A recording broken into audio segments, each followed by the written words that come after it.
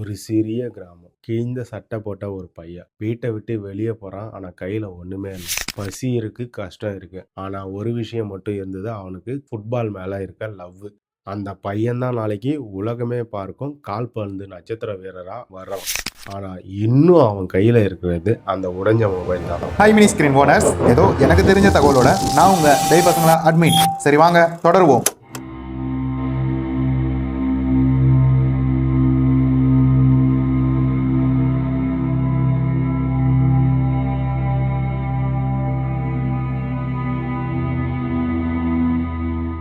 Sadio man. அவர் ஒரு football பிளேயர்ன்னு மட்டும் தான் நமக்கெல்லாம் தெரியும். அவர் எவ்வளோ அழகான மனிதர்ன்னு எல்லாருக்கும் தெரியும். ஆனா நானும் கொஞ்சம் சொல்றேன். அத கொஞ்சம் கேளுங்க. கேட்பீங்கன்னு நம்புறேன். சரி வாங்க. பணம் இருந்தா மனுஷன் பெரியவனா ஆகலாம். ஆனா மனசு இருந்தா மட்டும் தான் நிலையா நிற்கலாம். இதுக்கு தான் எக்ஸாம்பிள் சாடியோ மேன். தெரியுமா? ஆப்பிரிக்கால ஒரு சின்ன கிராமத்துல பொறந்த இவரு இன்னைக்கு உலகமே அறிந்த ஒரு ஃபுட்பால் பிளேயர். ஆனா இவருடைய வாழ்க்கை வெற்றியால மட்டும் இல்லாம அவர் மனசால தான் பெருசாச்சு. இவரு பொறக்கும் போதே வறுமை நடுவுல தாங்க பொறந்தாரு. சாடியோ மேன் 1992ல ஏப்ரல் மாசம் 10ஆம் தேதி செனிகல் அப்படின்னு இருக்க ஊர்ல பம்பாலி என்ற கிராமத்துல பொறந்தாருங்க.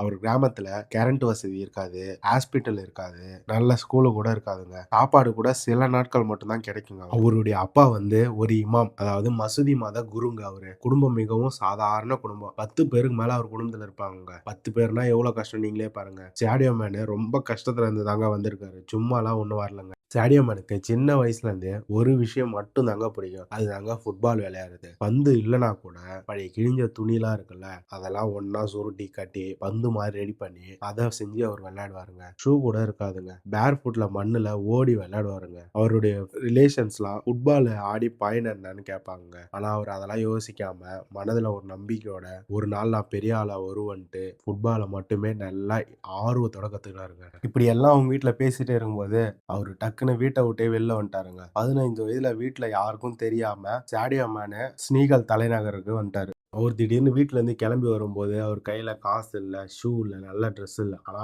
எப்படியாச்சும் ஃபுட்பால் அகாடமில சேர்ந்துடணும், அது மட்டும் தான் அவர் மைண்ட்ல இருந்தது. அப்படியே ஒரு அகாடமியை பார்த்து அவர் உள்ள போய் கோச்சு கிட்ட பேசும்போது கோச்சே சிரிச்சாரு. என்னடா ட்ரெஸ் இது, இதை வச்சு நீ எப்படா ஓடுவ போவ அப்படி இப்படி விளையாடுவ என்னென்னமோ கேட்க ஆரம்பிச்சாரு. அவ அதெல்லாம் காதுல அவங்க டக்குன்னு கிரவுண்ட்ல இறங்கி ஓட ஆரம்பிச்சாங்க. அதுக்கப்புறம் கோச்சே மிரண்டாரு. அதுக்கப்புறம் அவனுக்கு என்ன முறையா பண்ணணுமோ அந்த ட்ரைனிங் எல்லாம் கொடுக்க ஆரம்பிச்சோன்னே சாடியோ மேன் யாருன்னு அவரை ப்ரூவ் பண்ற இடம் அங்கதான் ஸ்டார்ட் ஆச்சு. அதுக்கப்புறம் நடந்ததெல்லாம் வேற மாதிரி. ஒரு நாள் அவர் அகாடமில விளையாடும் போது அவரை பார்த்த எல்லாரும் வியப்படைஞ்சாங்க. அப்புறம் பிரான்ஸ் நாட்டுல உள்ள எஃப்சி மெட்ஸ் கிளப் அவரை ட்ரையலுக்கு அழைச்சாங்க. இதுதான் முறையா பிளைட்ல ஏறினாரு.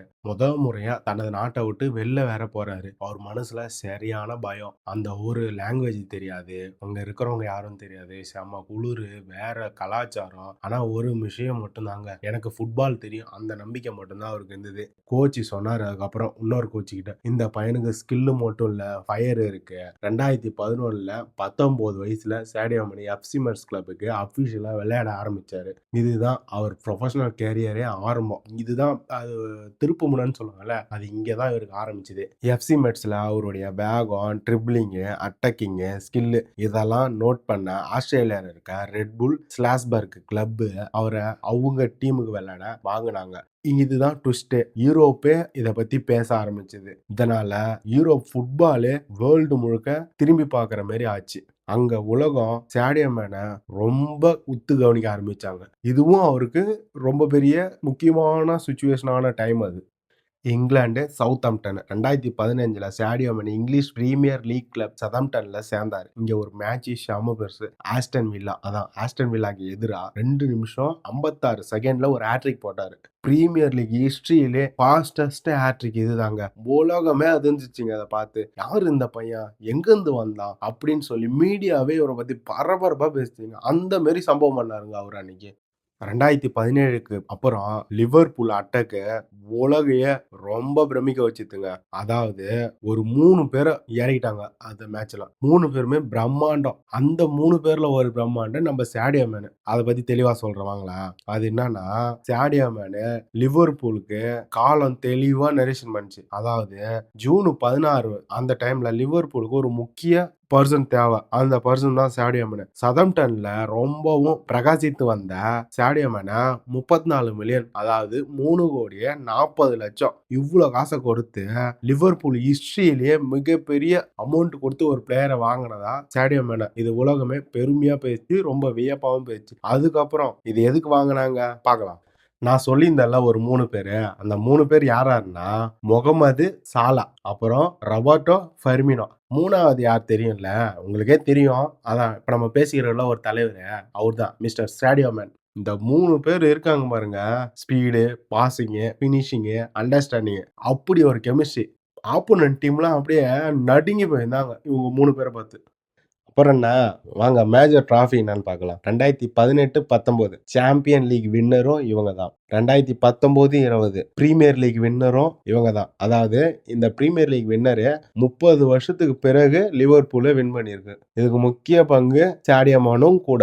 அப்புறம் FIFA வேர்ல்டு கப்பு 2019, அப்புறம் UEFA சூப்பர் கிளப் 2019. இந்த எல்லா ட்ராஃபி அடிக்கிறதுக்கும் சாடியோ மேனுக்கும் பங்கு இருக்குங்க. இதுக்கப்புறம் சாடியோ மேனு பெரிய ஸ்டார் ஆனான். ஆனா சும்மாலாம் இல்லைங்க. ஆடம்பர பங்களா இல்ல. இவர் நினைச்சா எது வேணா அவருக்காக பண்ண முடியுங்க. ஆனா அப்படி எதுவுமே பண்ணிக்கல. வேற மாரி இன்னொன்னு பண்ணாரு. அதுவும் பெரிய பேசு பொருளாமா ஆச்சுங்க. ஒரு நாள் மீடியால ஒரு போட்டோ வைரல் ஆச்சுங்க. அதுல சாடியோ மேன் கையில ஒரு உடைஞ்ச ஐபோன். அதை பார்த்த அவரோட ரசிகர்கள் எல்லாம் ரொம்ப ஷாக் ஆனாங்க. இவ்வளவு கோடி கோடியா சம்பாதிக்கிற இந்த மனுஷன், அதாவது இந்த ஃபுட்பால் பிளேயர், உச்சகட்ட நட்சத்திரம், இவரு கையில ஏன் உடைஞ்ச போனு? அவரால் ஃபோன் கூடமா வாங்க முடியாது. அப்படி இப்படின்னு பேச ஆரம்பிச்சாங்க சோசியல் மீடியால. இதை ஒரு ரிப்போர்ட்டரா அவர்கிட்ட ஒரு கொஸ்டினாவும் கேட்டாங்க. அவரு என்ன பதில் சொன்னார் தெரியுமா?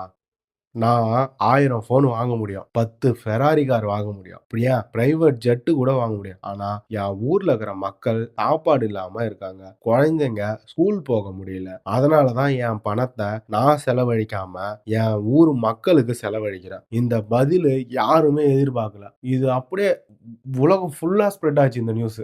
அப்படியே அவர் கிராமத்துக்கு அவர் என்னென்னலாம் பண்ணிக்கிறாருன்ட்டு அதையும் அழகா பார்த்துடலாம் வாங்க. பம்பாலில, அதாவது அவர் கிராமத்துல ஹாஸ்பிட்டல் இல்ல. எல்லாரும் சிட்டிக்கு போனோம். இந்த கஷ்டத்தை தடுக்க அவர் கிராமத்திலேயே ஒரு நல்ல ஹாஸ்பிட்டலை கட்டி கொடுத்துக்கிறாருங்க. அப்புறம் பசங்க படிக்க முடியாத சுச்சுவேஷன் இருந்துச்சுங்க. அதனால பம்பாலி கிராமத்துல அவர் நல்ல ஸ்கூலை கட்டி கொடுத்தாருங்க. ஸ்கூலை கட்டி கொடுத்து அங்க படிக்கிற பசங்களை நல்லா ஊக்குவித்தாரு.